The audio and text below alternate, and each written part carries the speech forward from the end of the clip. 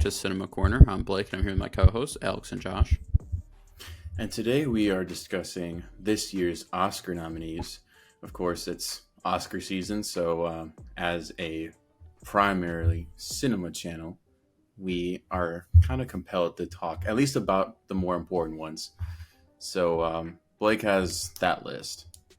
Yeah, like Alex mentioned, we're not going to talk about all of them. Obviously, we have not seen all of these movies, and I'd even go as far to say we have not seen a lot of these movies. So we are a well-respected channel, and we expect next year we probably will be attending this event as people care about our opinions.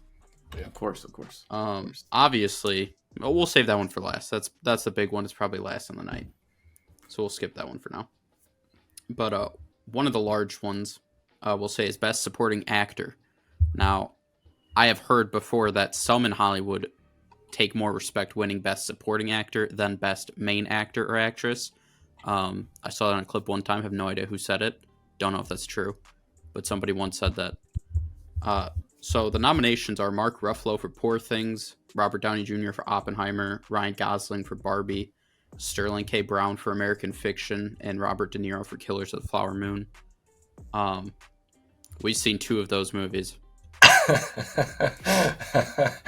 Well, me personally, I've seen one, and I gotta say, which is nuts, dude. I gotta say, my vote is in for Ryan Gosling. Oh yeah, really? What makes you think he wins that over any of the other in this category, Alex? You know, his dynamic range. He really brought a lot to the movie, and I feel like if you do me like try to like think about it, like really think about it, right? I'm locked in. Remove Ruffalo from the movie. Remove De Niro from remove all of those guys. Get rid of Tell me whose removal impacts the movie the most, and tell me why that is not Ryan Gosling. Right. He's spitting. No, that's so true. He is. That's what I'm saying. Ryan Gosling is integral. However, integral. It would just be borderline so main ironic character if the only award that Barbie gets. No. Well, they're getting another award.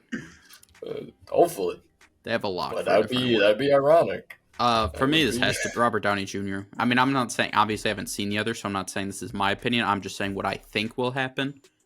I just have a feeling Oppenheimer is going to win a lot, and this is just going to be another one of those Oppenheimer wins.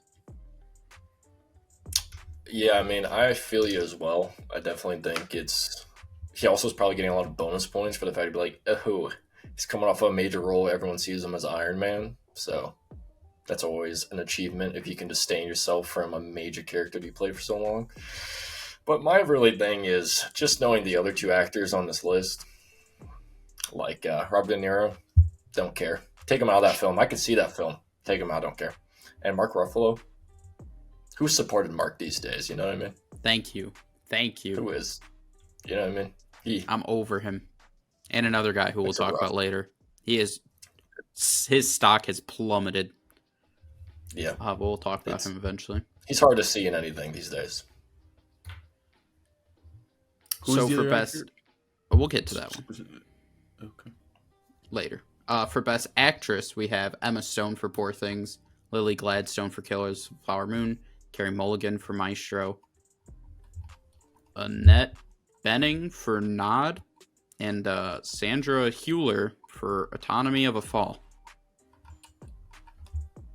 I don't know who the last one is. I know who the rest of them are, though.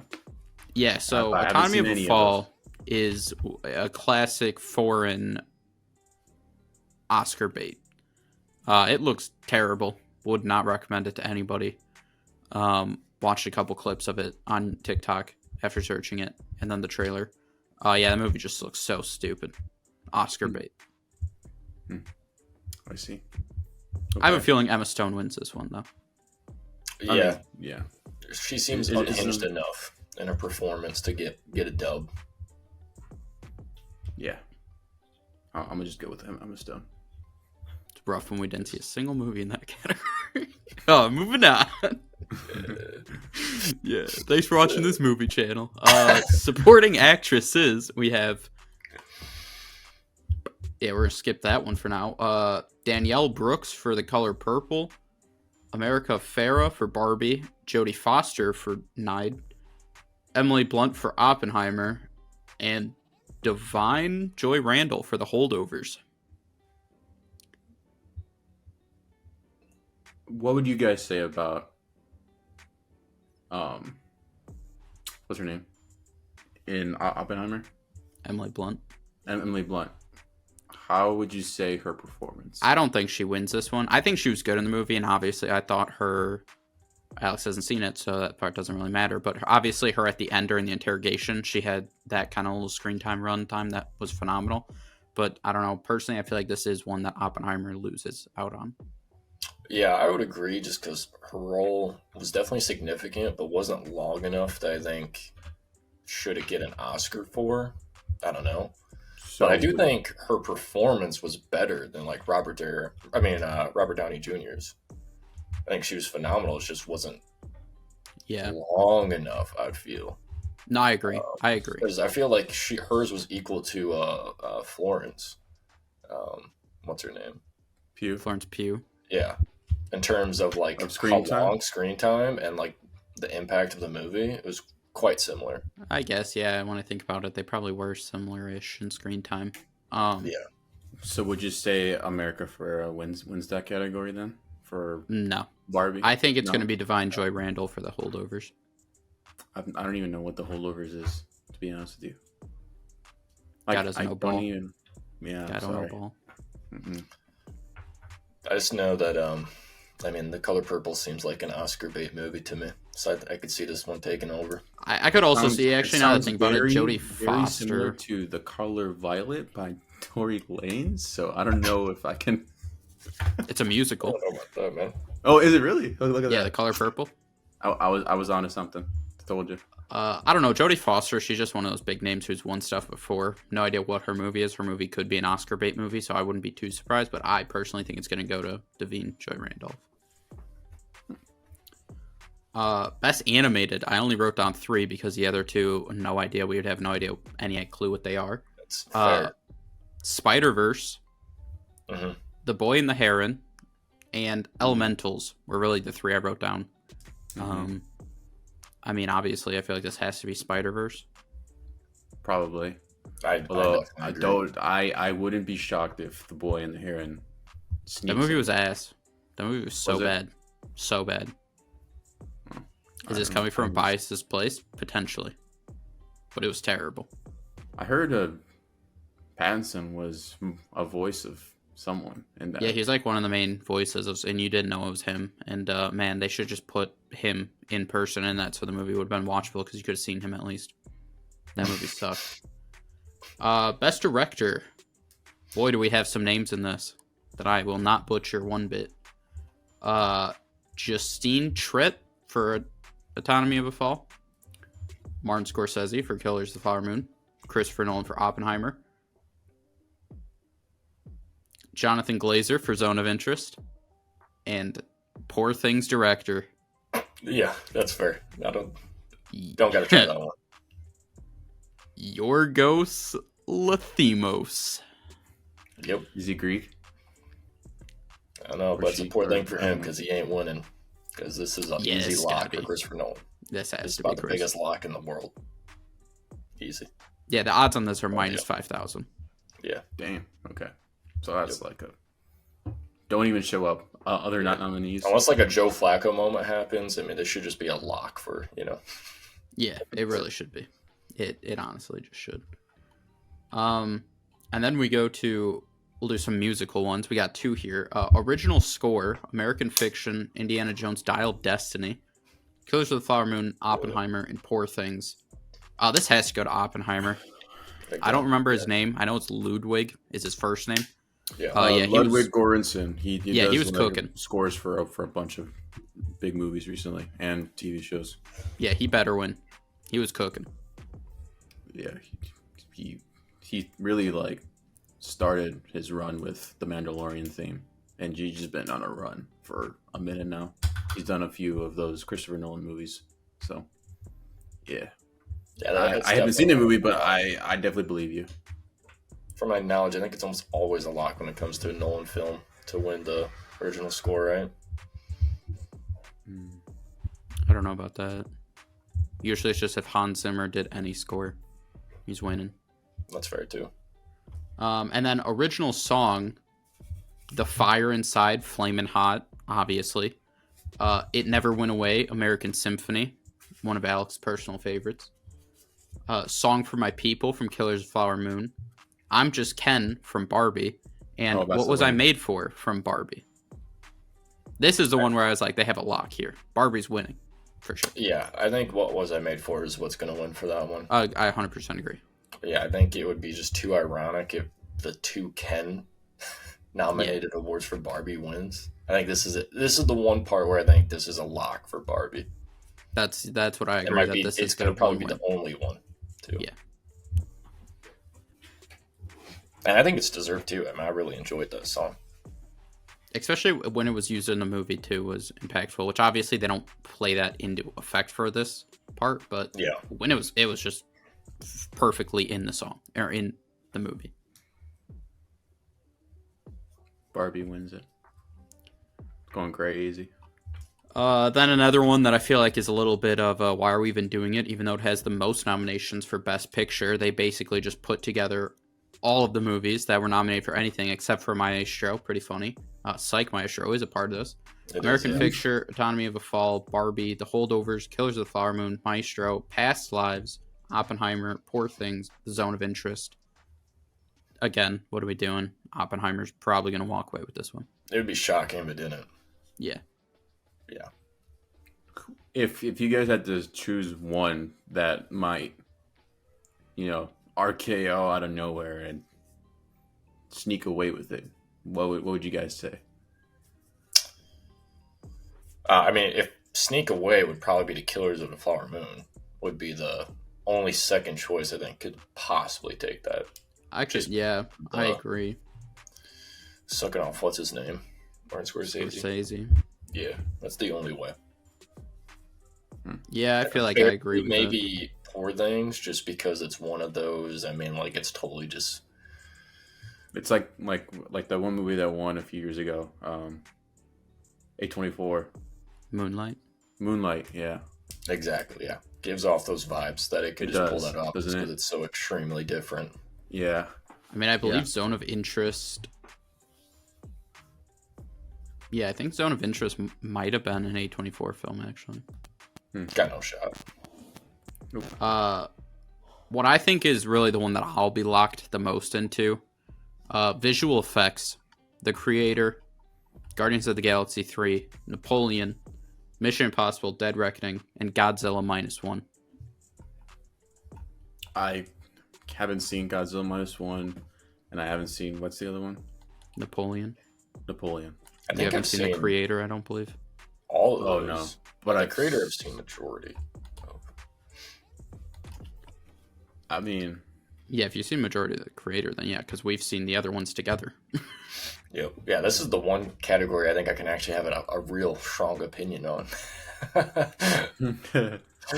I mean, if we're going to be honest here, I think Mission Impossible is the one that of this list has no chance in terms for visual effects wise. Fair. I don't think so. Yeah, because I feel like that's more like practical effects. This is practical effects. Now, I don't know if that means if they're including it just because of it. I don't think so. Yeah. It may be just giving them a nod because, No, practical effects it's not. It is a good movie, but in comparison to like what Godzilla -1 did, even The Creator, even Napoleon and some of its shots, I would have to say that Mission Impossible has no chance. Agreed. This one, it's got to be Godzilla -1. This is easy. Yeah, it's got the Oscar bait of it too, a little bit. Because it's a fact that it's such a small and foreign film. I think, it has to.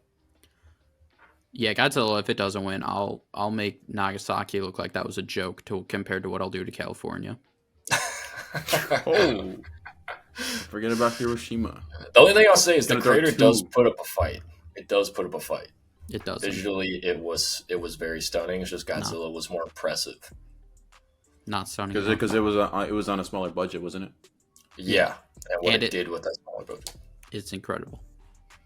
Like, is there any shots in that movie that's like you're like a little, it's a little iffy just because of the budget, or what was they're all pretty Very, much very few, but I feel like Yeah, every movie has that though these right? days, especially the Right. big budget ones because they always cut corners. Fair enough. But it has plenty of shots in it where you're like, wow, like you would be stunned, and you would expect it to have a high budget from how it yeah, looked, it was incredible. especially in regards to Godzilla. Yeah, that movie was phenomenal.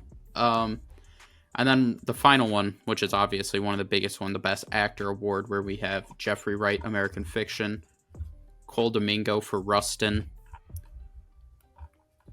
Any comments on that one? Remember that? Bradley Cooper, Maestro, Paul Giamatti for The Holdovers, and Cillian Murphy for Oppenheimer. I mean, it's gotta be Killian, right? I think Paul Giamatti for Holdovers is the only competitor. That's it. It just would be so funny if Bradley Cooper doesn't get it.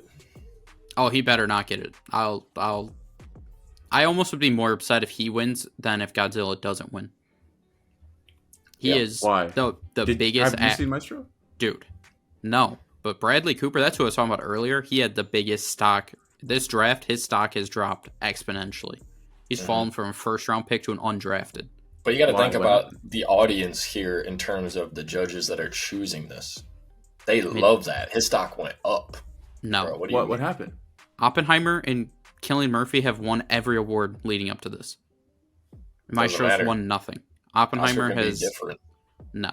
It is Cillian Murphy is 95% winning. Paul Giamatti 5. Let me ask you a question here.